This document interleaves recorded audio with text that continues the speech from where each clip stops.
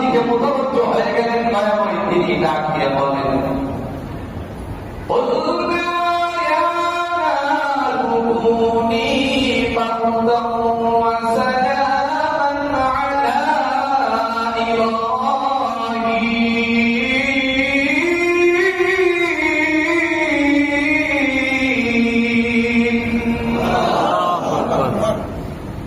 আল্লাহ দেখে বললেন, হে আগুন ঠান্ডা হয়ে যা, শীতল হয়ে যা, আমার ইবাদতের জন্য সালাম, শান্তি দেয়।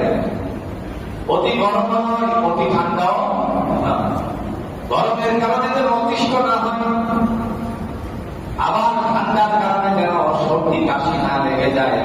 এই জন্য বলে সালাম, শান্তিদায়ক হয়ে যায়। এবার আলাইহিস সালাতু ওয়াস সালাম সেই জায়গাটার মধ্যে শান্তি অনুভব করলেন, আগুনে কসম করাতে পারছে না।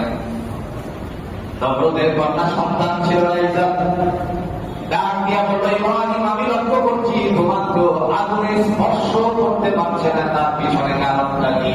ইব্রাহিম আলাইহিস সালাম তার ভিতর থেকে দাওয়াত পেশ করলেন। দেখেন প্রতিনিয়ত যে কি আমাদেরকে পৃথিবীতে আল্লাহ পাঠিয়েছেন, যিনি দায়িত্ব দিয়ে পাঠিয়েছেন, সেটা হলো প্রতিনিধিত্ব করতে হবে। যেই অবস্থায় থাকো না কেন সেই অবস্থায় তোমাকে দায়িত্ব পালন করে যেতে হবে।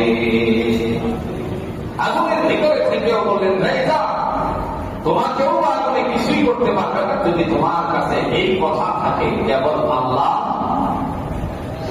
আল্লাহ। তুমি যদি বলো লা ইলাহা ইল্লাল্লাহ, ইব্রাহিম খলিলুল্লাহ, পরবর্তীতে এটাও আছে। তুমি যদি বলো আল্লাহ ছাড়া কোনো ইলাহ নাই, মাবুদ নাই, সার্বভৌমত্বের মালিক নাই, তিনি তোমাকে কামিয়াবি দান করবেন, ক্ষমা করে দিবেন, তুমি এখানে আসতে পারবে, তোমাকে আগুনে স্পর্শ করবে। পিছন দিক থেকে অনেক বাধা পেয়েছে, কিন্তু ইব্রাহিমের কথা অনুযায়ী সামনের দিকে অগ্রসর হচ্ছে। নিজের পিতা সহ মন্ত্রী পরিষদের লোকেরা, মহলের সমস্ত লোকেরা ডাক দিয়ে বলছে, বাম দিকে তুমি এদিকে অগ্রসর হলে তার কথা শোনো না। কিন্তু প্রত্যুত্তরে তিনি বললেন, আমি চোখে দেখতে পাচ্ছি তাকে আগুনে স্পর্শ করতে পারছে না, তার মানে ইব্রাহিমের আল্লাহ সঠিক।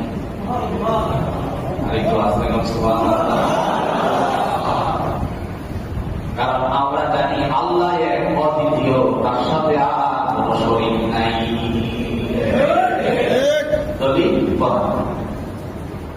সূরাতুল বাকারা 163 নম্বর